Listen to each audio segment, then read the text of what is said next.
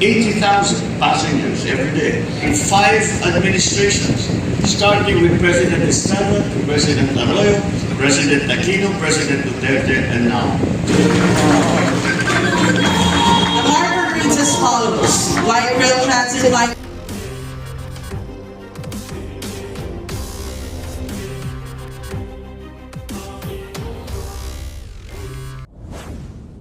transportation closer to the people.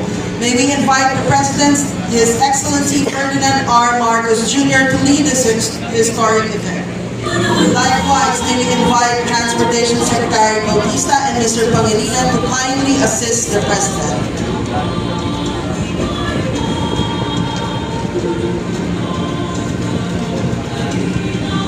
Ready, Mr. President? At the count of 3. 1, 2, 3.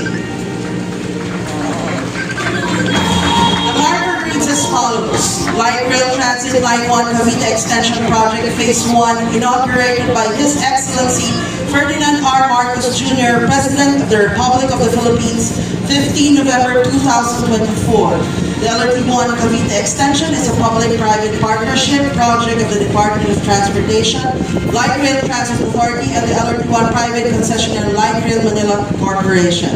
A modernization project undertaken to provide a faster and more reliable mass transportation system for the Filipino people and the traveling public. Thank you, Mr. President, and congratulations to the Department of Transportation and its partners.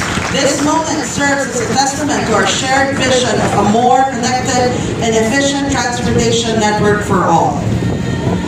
And now, may we ask the Secretary of Transportation, Jaime J. Bautista, to introduce our guest of honor and keynote speaker. Ladies and gentlemen, the President of the Republic of the Philippines, His Excellency Ferdinand R. Marcos Jr.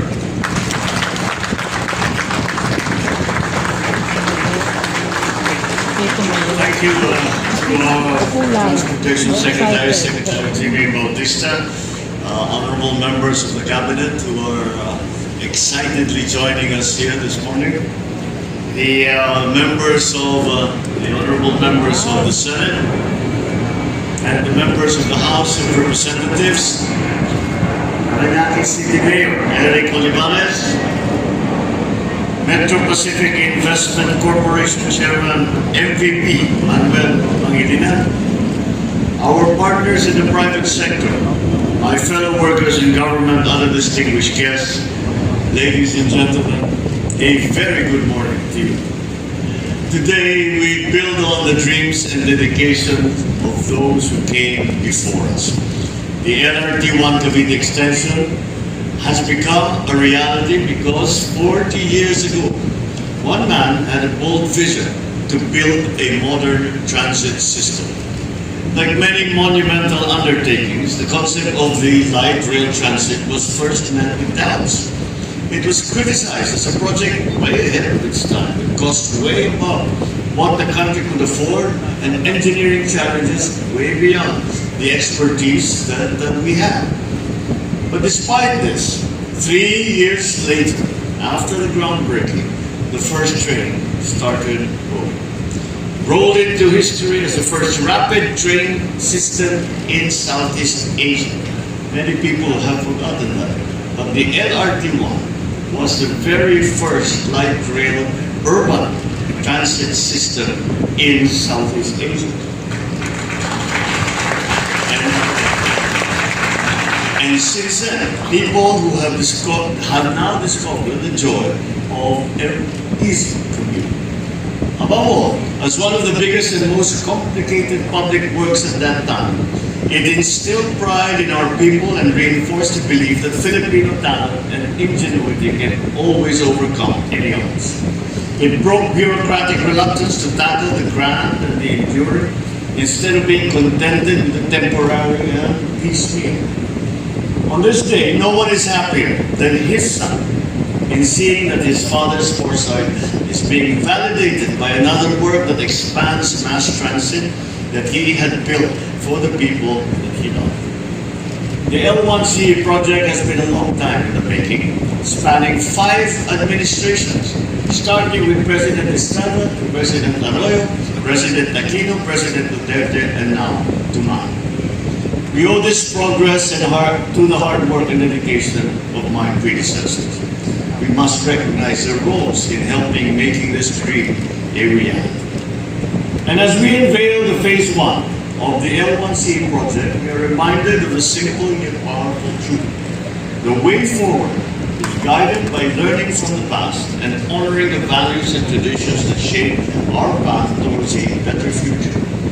The phase 1 extends the LRT1 Line 1, bringing us the first 5 new stations in Parañaque City. These stations, Redemptorist Asiana, Nia Road, Parañaque Integrated Terminal Exchange, Ninoy Aquino Avenue, and Dr. Santos, will serve as vital access points for many Filipinos. The Dr. Santos Station, formerly known as Suka, is an intermodal transport facility offering multiple bays for public and private vehicles.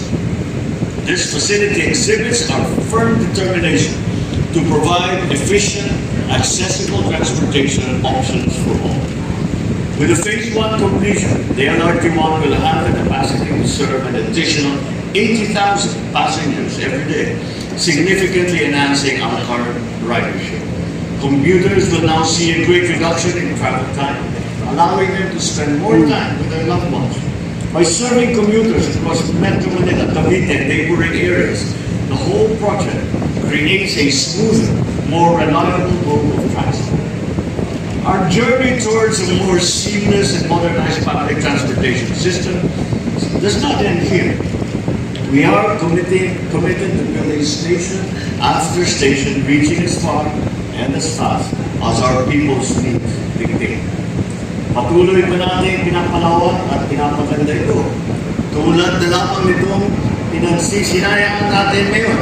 At the same time, I recognize that countless rail projects, those conceived, broken ground upon, thoroughly studied, and even initially financed during my administration, may not see completion in my term.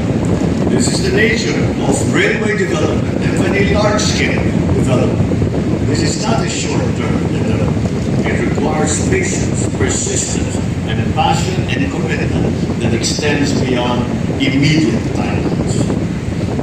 Rail projects not only commence when soil is first taken from the earth. In fact, most of the heavy lifting is done during the preparations. Our role is to ensure that we have a roster of projects running along the pipeline so that the next generations will assume that these forte heavy these projects and take on the responsibility to finish them. Carrying the lessons of the past, we aim to intensify our work on the rail initiatives. The issues on road right-of-way must be resolved fast, and disputes must not hinder work. To attract foreign investment in the transport sector, we should leverage the Public Service Act that removes the 40% cap on foreign investment in railways. Finally, the public-private partnership or PPP hybrid model on L1C serves as a perfect template for future investment. With these in mind, we are pursuing more transportation projects. Dito sa LRT1 Cavite Extension, hangad ko na matapos ang natitirang 3 istasyon hanggang Bacoor, Cavite sa lalong madaling panahon. Ukol sa Unified Grand Central Station sa Quezon City na magsisilbing terminal kung saan magtatagpo ang 4 na linya, hangad ko na agaran itong pagkukumpleto. Nang sa ngayon, handa itong magbigay ginhawa sa mga pasahero na makakarating sa tren araw-araw. Para naman sa MRT-7 na tataak mula sa Quezon City hanggang Bulacan, inaasahan ko na magamit na ito upang maranasan ng tinatayang 300,000 pasahero ang pangakong 35 minutong biyahe sa magkabilang dulo. Sabik na rin akong makatanggap ng paanyaya sa pagbubukas ng unang yugto ng North-South Commuter Railway.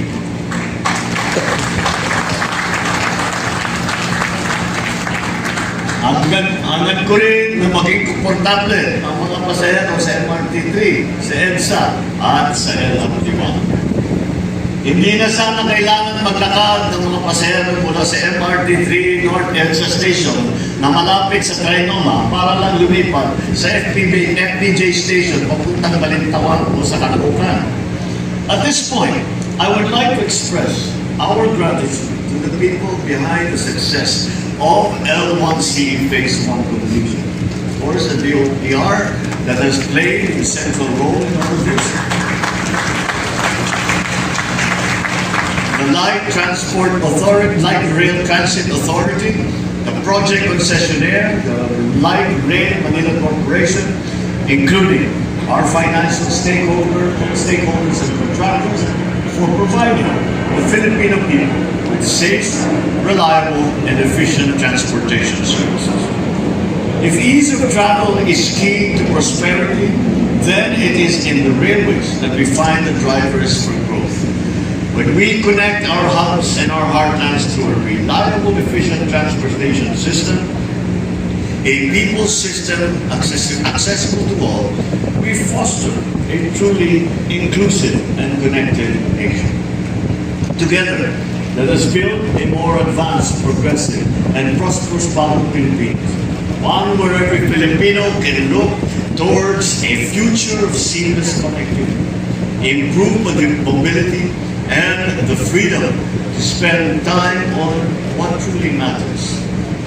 I took note of MVP's quotation of the Colombian president, and this has been actually what I have told on in the transport system and why I have put so much emphasis on rail transport.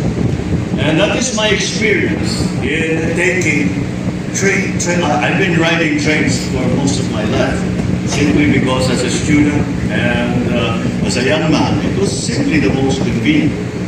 But I think that anyone who has had any experience commuting in big cities like New York or London or Paris, you can see that the ridership is a mixed bunch. It's not only ordinary workers who are going to work, but you also see people who clearly are people with yung may kaya. Yung mga may kaya magkaroon ng limousine, magkaroon ng nakakaroon sila nakapakala sa bahay. Ngunit, ang ginagawa nila, sumasakay sila sa tren. Dahil, yan ang pinakamabilis. Yan ang pinakamaganda. At yan ang pinakaginhawa na paraan upang makarating sa kanilang paglalaro. Riding the trains as a matter of choice. Before riding their fancy automobiles going to work, simply because it is the quickest way there, it is the easiest way there, then I can say we have succeeded in what we have been aspiring to do. This is the Philippines we strive for, a nation that moves forward as well. Maraming salamat po. Thank you, Mr. President. At this point, may we request the President to kindly grant us a photo opportunity.